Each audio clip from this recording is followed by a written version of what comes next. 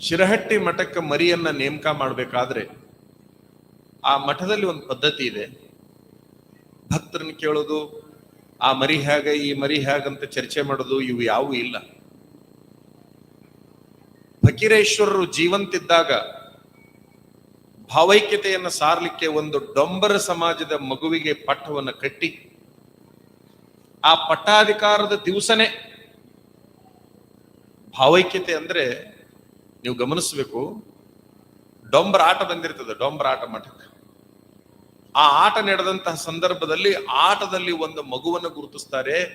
ಇವ ಈ ರೀತಿ ಆಡಿ ಹೊಟ್ಟೆ ತುಂಬಿಸಿಕೊಳ್ಳವಲ್ಲ, ಈ ನಾಡನ್ನ ಬೆಳಗುವ ಯೋಗಿ ಇದ್ದಾನೆ, ಇವನಿಗೇನೆ ಈ ಮಠದ ಪಟ್ಟವನ್ನು ಕಟ್ತೀನಿ ಅಂತ ಹೇಳಿ ಅವತ್ತಿನ ದಿವಸ ಆಯ್ಕೆಯನ್ನ ಮಾಡಿಬಿಡ್ತಾರ. ಆಟದೊಳಗಿನ ಒಂದು ಹುಡುಗನ, ಆತನಿಗೆ ಫಕೀರ ಸಿದ್ದರಾಮೇಶ್ವರ ಅಂತ ಪಟ್ಟವನ್ನ ಮಾಡಿ ಹೆಸರನ್ನ ಇಟ್ಟು, ಆ ಪಟ್ಟಾಧಿಕಾರದ ದಿವಸ ಸೇರಿದ ಜನಸಮೂಹದಲ್ಲಿ ಅವ್ರೇನು ಘೋಷಣೆ ಮಾಡ್ತಾರಂದ್ರೆ, ನಾನು ಮನುಷ್ಯ ರೂಪದಲ್ಲಿ ಬಂದಿರತಕ್ಕಂಥ ಆದಿಶೇಷ ಇವತ್ತಿನ ದಿವಸ ನನ್ನ ಮೂಲ ರೂಪವನ್ನ ತೋರಿಸ್ತೇನೆ. ಇನ್ನು ಮೇಲೆ ನನ್ನನ್ನ ಈ ಸ್ವಾಮಿಗಳಲ್ಲಿ ನೀವು ನೋಡ್ಕೊಂಡು ಹೋಗ್ರಿ.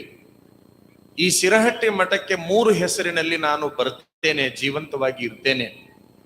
ಒಂದು ಸಿದ್ದರಾಮ ಸ್ವಾಮಿಯಾಗಿ ಬರ್ತೇನೆ, ಇನ್ನೊಂದು ಶಿವಯೋಗಿ ಸ್ವಾಮಿಯಾಗಿ ಬರ್ತೇನೆ, ಮತ್ತೊಂದು ಚನ್ನವೀರ ಸ್ವಾಮಿಯಾಗಿ ಬರ್ತೇನೆ ಅಂತ ಹೇಳಿ 3 ಹೆಸರುಗಳನ್ನ ಘೋಷಣೆ ಮಾಡಿ ಸಿದ್ದರಾಮ ಸ್ವಾಮಿಗಳಿಗೆ ಪಟ್ಟವನ್ನ ಮಾಡಿ, ಈಗೇನು ಶಿರಹಟ್ಟಿ ಮಠದೊಳಗ ಹಾವಿನ ಗದ್ದಿಗೆ ಐತಲ್ಲ, ಅದು ಹಾವಿನ ಹುತ್ತ. ಆ ಹಾವಿನ ಹುತ್ತದಲ್ಲಿ ಹಾವಿನ ರೂಪವನ್ನು ಧರಿಸಿಕೊಂಡು ಒಳಗೆ ಹೋಗಿರ್ತಕ್ಕಂಥ ಆ ಜಾಗವೇ ಫಕೀರೇಶ್ವರರ ಸಮಾಧಿಯಾಗಿದೆ ಅನ್ನೋದನ್ನ ಇವತ್ತಿನ ದಿವಸ ಹೇಳ್ಬೇಕಾಗ್ತದೆ. ಅಂದಿನಿಂದ ಇಂದಿನವರೆಗೆ ಅವರು ಆ ಮಠದಲ್ಲಿ ಜೀವಂತಿದ್ದಾರೆ ಅನ್ನುವಂತಹ ಕಲ್ಪನೆ ಇದೆ. ಹಾಗಾಗಿ ಎಲ್ಲ ಮಠಗಳಲ್ಲಿ ಮಠವನ್ನ ಸ್ಥಾಪನೆ ಮಾಡಿ ಮೂಲ ಗದ್ದಿಗೆ ಯಾರ್ದಾಗತ್ತಲ್ಲ ಅದಕ್ಕೆ ಕರ್ತೃ ಗದ್ದಿಗೆ ಅಂತಾರೆ.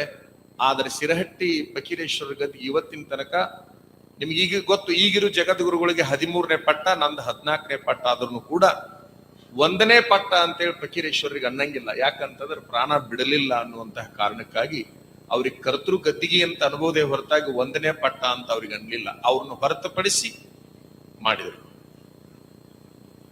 ಸಿದ್ದರಾಮ ಸ್ವಾಮಿಗಳು ಏನು ಮಾಡಿದ್ರು ಅಂತಂದ್ರೆ, 1ನೇ ಪಟ್ಟದ ಸಿದ್ದರಾಮ ಸ್ವಾಮಿಗಳು ಆ ಮಠಕ್ಕೆ ಮರಿಯನ್ನ ಆಯ್ಕೆ ಮಾಡಬೇಕಾದ್ರೆ ಆ ಫಕೀರೇಶ್ವರರ ಗದ್ದಿಗೆಯಲ್ಲಿ ತಮ್ಮ ಮನಸ್ಸಿಗೆ ಬಂದಿರುವಂತಹ ಮರಿಗಳ ಹೆಸರುಗಳನ್ನ ಬರೆದು ಗದ್ದಿಗೆ ಒಳಗೆ ಹಾಕೋದು. ಯಾವ ಭಕ್ತರನ್ನು ಕೇಳಂಗಿಲ್ಲ, ಏನೂ ಮಾಡಂಗಿಲ್ಲ. ಆ ಚೀಟಿಯಲ್ಲಿ ಯಾವ ಹೆಸರು ಬರ್ತದ ಆ ಹೆಸರನ್ನ ಮಾತ್ರ ಅಲ್ಲಿ ಘೋಷಣೆ ಮಾಡೋದು ಒಂದು ಪರಂಪರೆ ಇದೆ.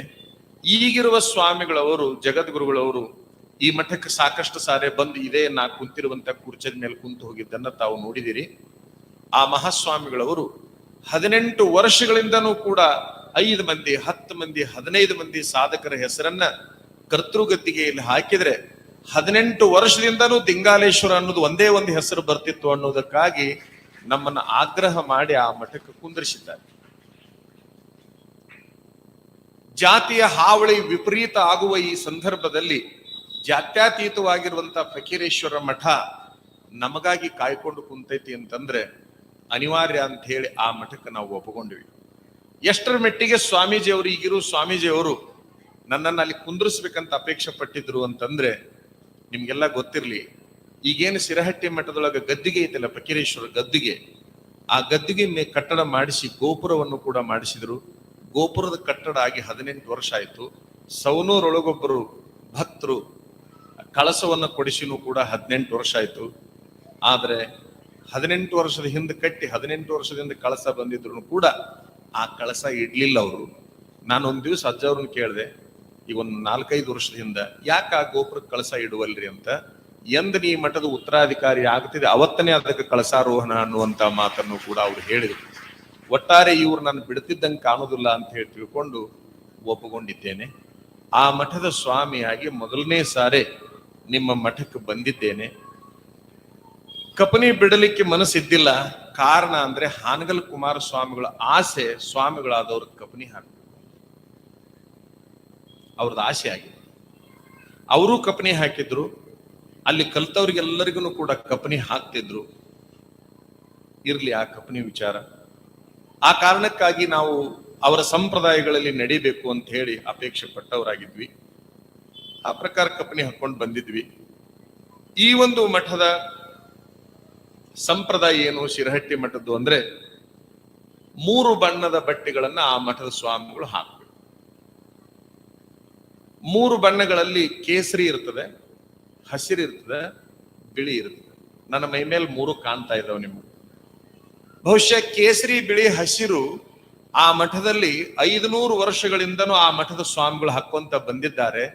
ರಾಷ್ಟ್ರಧ್ವಜ ಹುಟ್ಟಿ 100 ವರ್ಷಗಳಾದ್ರೆ ಆ ರಾಷ್ಟ್ರಧ್ವಜದ ಸಂಕೇತ ಹುಟ್ಟಿ ಶಿರಹಟ್ಟಿ ಮಠದಲ್ಲಿ 500 ವರ್ಷ ಆಯ್ತು. ಕೇಸರಿ, ಬಿಳಿ, ಹಸಿರು ಅಂತಕ್ಕಂಥದ್ದನ್ನು ಕೂಡ ಈ ಸಂದರ್ಭದಲ್ಲಿ ಹೇಳಿಕೊಂಡ್ರು. ಈ ಉಡುಗೆ ರಾಷ್ಟ್ರಧ್ವಜದ ಸಂಕೇತ ಆಗೈತಲ್ಲ, ರಾಷ್ಟ್ರವನ್ನ ಪ್ರತಿನಿಧಿಸುತ್ತಲ್ಲ ಅನ್ನುವಂತಹ ಕಾರಣಕ್ಕಾಗಿ ಆ ಬಟ್ಟೆಯನ್ನ ಹಾಕಿಕೊಂಡೆ.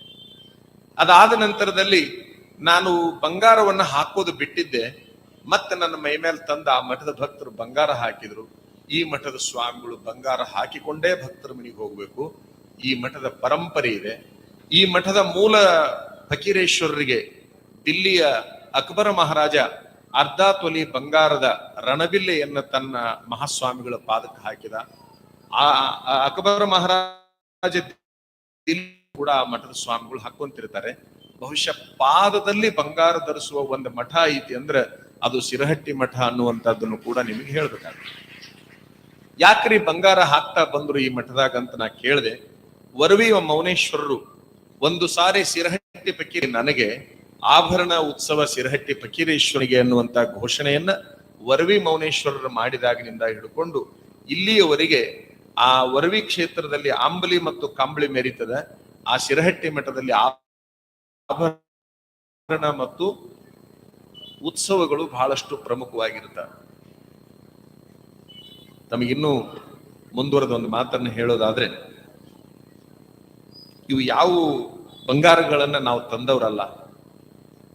ಆ ಮಠದ ಭಕ್ತರು ನಾನು ಉತ್ತರಾಧಿಕಾರಿ ಆದ ಕೂಡಲೇ ತಂದ ಮೈ ಮೇಲೆ ಹಾಕಿದ್ರು. ಈ ಹಾವೇರಿ ಹುಕ್ಕೇರಿ ಮಠದೊಳಗೆ ನಾ 27 ವರ್ಷದ ತನಕ ಬಂದ್ರು ಕೂಡ ಬಂಗಾರ ಯಾರು ಹಾಕಿದ್ದಿಲ್ಲ. ಆದ್ರೆ ಬಹುಶಃ ಬಂಗಾರ ಹಾಕೊಳ್ಳೋ ಸ್ವಾಮಿಗಳು ಮಠಕ್ಕಾಗ್ಯಾರ ಇವ್ರು ಅಂತ ಹೇಳಿ ತಿಳ್ಕೊಂಡು ನಿಮ್ ಸ್ವಾಮಿಗಳು ನಿಮ್ ಭಕ್ತರು ಸೇರಿ ಇವತ್ತು ಕಿರುಬೆರಳಾಗ ಬಂಗಾರ ಇಟ್ಟಾರ. ಬಹುಶಃ ಅದು ಈ ಕಿರುಬೆರಳಿಗೆ ನಾ ಹಾಕೊಂಡು ಬಂದಿಲ್ಲ ಅಂತ ಹಾಕಿದ್ರೋ ಏನದು ಏನೋ ಗೊತ್ತಿಲ್ಲ. ಅಂತೂ ಒಟ್ಟು ಈಗ ಒಂದು ಸನ್ಮಾನ ಮಾಡಿ ಇದಕ್ಕೆ ಬಂಗಾರ ಹಾಕ್ಯಾರ. ಅಂತೂ ಈ ಬೆರಳಗೂ ಹಾಕೋಬೇಕಾತ ಅನಿಸ್ತೀನಿ. ಮೇಲೆ ಬಂಗಾರವನ್ನ ಹಾಕಿದ್ರು. ಈ ತುಳಸಿ ಮಾಲೆ ಹಾಕಿದ್ರು. ಮತ್ತೆ ಅವ ನಮ್ಮ ಸುರೇಶ್ ಮುರುಡನ್ನವ್ರು ಸುರೇಶ್ ಹಾಕಿದ. ಸಣ್ಣವಿದ್ದಾಗಿಂದ ಶಿವಲಿಂಗ ಸ್ವಾಮಿಗಳು ಕೈಯಾಗ ಹಿಡ್ದಾವ. ಇದನ್ನ ಹಾಕಿದ ಕೂಡಲೇ ಇವರು ಮಕ್ಕಳು ಕುಂತಾರಲ್ಲ ಬಸಮಠ ಸ್ವಾಮಿಗಳು, ಅದನ್ನ ತೆಗಿಬೇಡ್ರಿ ಚಂದ ಕಾಣಕತೈತಿ ಅಂದ್ರ. ಅವ್ರು ಒಬ್ರು ಸೂಚಕರಾದ್ರು, ಕೋರಿ ಶೆಟ್ರ ಅನುಮೋದಕರಂಗ ಈ ಸೂಚಕರು ಅನುಮೋದಕರಂತ ಇರ್ತಾರಲ್ಲ ಗೊತ್ತಾ? ಯಾವ್ದಾದ್ರು ಒಂದು ಸಂಘ ಸಂಸ್ಥೆಗಳ ಅಧ್ಯಕ್ಷ ಉಪಾಧ್ಯಕ್ಷನ ಆಯ್ಕೆ ಮಾಡ್ಬೇಕಾದ್ರೆ ಕೆಲವು ಠರಾವುಗಳನ್ನ ಪಾಸ್ ಮಾಡ್ಬೇಕಾದ್ರೆ ಸೂಚಕರು ಅನುಮೋದಕರಂತ ಇರ್ತಾರ. ಇವ್ರು ತೆಗಿಬಾರ್ದು ಅಂತ ಹೇಳಿದ ಕೂಡ್ಲೇನೆ ಹೌದ್ರಿ ಅವ್ರು ಹೇಳುದು ಬರಾಬರಿ ಐತಿ, ಅದ ಹಂಗ ಇರ್ಬೇಕು ಅಂತ ಇವ್ರು ಹೇಳಿದ್ರು. ಈಗ ಚುಚ್ಚಾಕತ್ತೆ, ತೆಗಿಲಿ ಹಂಗ ಮಾಡ್ಲ ತೆಗಿಲ. ಈಗ ಅವ್ರು ಹೇಳ್ಯಾರ, ಅದಕ್ಕೆ ತೆಗಿತೀನಿ. ಆಗ ಹಾಕೊಂಡಾಗಿನಿಂದನೂ ಚುಚ್ಚಾಕತ್ತಿತ್ತದು. ಅದ್ರಾಗ ಅವನು ಸುರೇಶನ ಪ್ರೇಮ ಇತ್ತು, ಇವ್ರದ್ದು ಆರ್ಡರ್ ಇತ್ತು, ಹಂಗಾಗಿ ಹಾಕೊಂಡು ಕುಂತಿದ್ದೆ. ನಿಮಗನಿಸಿರ್ಬೋದು ಇವ್ರೇನ್ ತೆಗಿಯವಲ್ರಲ್ಲ, ಅದನ್ನೇನು ಕಂಡಾರ ಇಲ್ಲ ಅಂತ ಹೇಳಿ. ಇಂಥವ್ 1000 ಮೈಲ್ ಅಲ್ಲ. ನಾ ರಾಣೆಬೆನ್ನೂರೊಳಗೆ ಪ್ರವಚನ ಮಾಡ್ಬೇಕಾದ್ರೆ ಹುಬ್ಬಳ್ಳಿ ನೆಹರು ಮೈದಾನದಾಗ ಪ್ರವಚನ ಮಾಡ್ಬೇಕಾದ್ರೆ ನಿಮ್ಮ ಅಜ್ಜಾರ್ ನೋಡ್ಯಾರ. ನಿಮ್ಮ ಅಜ್ಜಾರನ್ನು ಟ್ರಕ್ ಗಂಟ್ಲೆ ಹೂ ತಗೊಂಡು ಬಂದ್ರು ನನಗೆ ಹಾಕೋ ಸಲುವಾಗಿ. ಟ್ರಕ್ ಗಂಟ್ಲೆ ರಾಣೆಬೆನ್ನೂರಿನಲ್ಲಿ 3000 ಹೂವಿನ ಮಾಲೆಗಳನ್ನು ಹಾಕಿದ್ರು. ನಾನು ಕೊರಳು ಕೊಯ್ದಿತ್ತು, ಅವತ್ತು ರಕ್ತ ಬರ್ತಾ ಇದ್ದೀನಿ. ಶಿವಲಿಂಗ ಮಹಾಸ್ವಾಮಿಗಳವರು ನನಗೊಂದು ಮಾತನ್ನು ಹೇಳಿದ್ರು, ಈ ರಾಜ್ಯದಲ್ಲಿ ನೀನು ಮೆರೆದಷ್ಟು ಯಾರೂ ಮೆರಿಬಾರದು, ಅದು ನನ್ನ ಆಸೆ ಅನ್ನುವಂತಹ ಮಾತನ್ನು ಅವ್ರು ಹೇಳಿದ್ರು. ಶಿವಲಿಂಗ ಮಹಾಸ್ವಾಮಿಗಳ ಅವರ ಆಸೆ ಪ್ರಕಾರ ಬಹುಶಃ ನಾನು ಎಲ್ಲಾ ತರದ ವೈಭವಗಳನ್ನು ಕಂಡು ಮುಗಿಸಿದ್ದೇನೆ. ಯಾವುದರಲ್ಲಿನೂ ಕೂಡ ಆಸೆ ಇಲ್ಲ. ಆದ್ರೂ ಕೂಡ ಮಹಾಸ್ವಾಮಿಗಳವರು ಹೀಗೇ ಇರಬೇಕು ಅನ್ನುವಂಥವು ಕೆಲವು ನಿಯಮಗಳಿದ್ದಾಗೂ ಕೂಡ, ಪರಂಪರೆಗಳಿದ್ದಾಗೂ ಕೂಡ ನೀವು ಬಹಳ ಸಾರಿ ಕೇಳಿದ್ದನ್ನು ನೆನಪು ಮಾಡ್ತೀನಿ ಅಷ್ಟೇ. ಬಾಲಲೀಲ ಮಹಾಂತ ಸ್ವಾಮಿಗಳು ಅಂತ ಹೇಳಿ ಒಬ್ರು ಆಗಿ ಹೋದ್ರು 150 ವರ್ಷಗಳ ಹಿಂದೆ. ಅವರು ಬಹಳ ದೊಡ್ಡ ವಿರಕ್ತರು, ದೊಡ್ಡ ತಪಸ್ವಿಗಳು, ಮಹಾಯೋಗಿಗಳು. ಅವರು ಸಾಹಿತಿಗಳು ಆಗಿದ್ರು. ಅವರು ಒಂದು ಪದ್ಯವನ್ನ ಬರೆದಿದ್ದಾರೆ. ಆ ಪದ್ಯ ಯಾವುದು ಅಂದ್ರೆ ಸ್ವಾಮಿಗಳು ಹೇಗಿರ್ಬೇಕು ಅನ್ನೋದನ್ನ ಹೇಳುವಂತಹ ಪದ್ಯ. ಅದು ಅದ್ರದ್ದು ಒಂದು ಎರಡು ಮೂರು ಸಾಲು ಹೇಳ್ಬಿಡ್ತೀನಿ ಅಷ್ಟೇ. ಹೇಗೆ ಮಾಳಪರು ಹಾಗೆ, ಯಾರು ಅಂತಂದ್ರೆ ಭಕ್ತರು. ಹೇಗೆ ಮಾಳಪರು ಹಾಗೆ ಮಂಗಳದ ಶಿಶುವಾಗಿ ಕೈಕೊಳ್ಳುತ್ತಲಿ, ಬಂಗಾರ ಕಬ್ಬಿಣವ ಹಿರಿಕಿರಿದು ಸಮಗೊಂಡ ಲಿಂಗ ಮಹಾಂತೇಶ ಜಗತ್ಪುತ್ರಗೆ ಜಯಮಂಗಲಂ ನಿತ್ಯ ಶುಭ ಮಂಗಲಂ ಅಂತೇಳಿ ಒಂದು ಸುಂದರವಾದ ಮಂಗಳಾರತಿ ಇದೆ. ತಾಯಂದ್ರೆ ಯಾರ ಕಲಿಯೋಂಗಿದ್ರ ನಿಮ್ಮ ಅಜ್ಜವ್ರ ಕಡೆಗೆ ಆ ಮಂಗಳಾರತಿ ಸಿಗ್ತೈತಿ, ಅವ್ರು ಅದನ್ನ ಹಾಡ್ತಾರ. ಅವ್ರ ಕಂಠನೂ ಬಹಳ ಚಲೋ ಇದೆ. ಒಂದು ಸಾರಿ ಅವ್ರ ಕಡೆಯಿಂದ ಹಾಡಿಸಿ ಕಲೀರಿ. ಬಹಳ ಸುಂದರ, ಬಹಳ ಅರ್ಥಗರ್ಭಿತವಾಗಿರುವಂತಹ ಮಂಗಲ. ಅದ್ರೊಳಗ ಇಡೀ ಮಂಗಳನ ಹೇಳ್ತಾ ಇಲ್ಲ, ಹೇಗೆ ಮಾಳಪರು ಹಾಗೆ.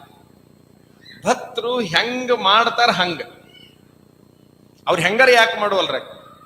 ಶಿವಲಿಂಗ ಸ್ವಾಮಿಗಳ ಒಂದು ಮಾತನ್ನೇ ನೆನಪಿಸ್ತೇನೆ. ಅದು ಯಾವುದು ಅಂದ್ರೆ,